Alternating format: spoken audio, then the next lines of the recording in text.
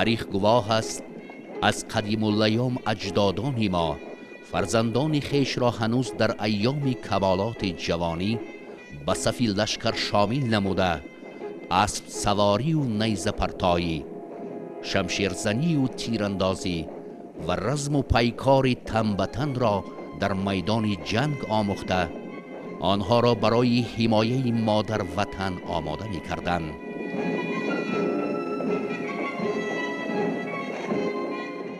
در زمان معاصر نسل دوران استقلال ملی نیز در هیئت قوه‌های مسلح مملکت از علوم حرب و ضرب برخوردار گردیده نام پرشرف محافظ وطن را می‌گیرند و به سوگند یاد کرده خود تا نفس آخرین صادق می‌مانند. بر وطن خود صادقانه خدمت می‌کنیم. خدمت می‌کنیم.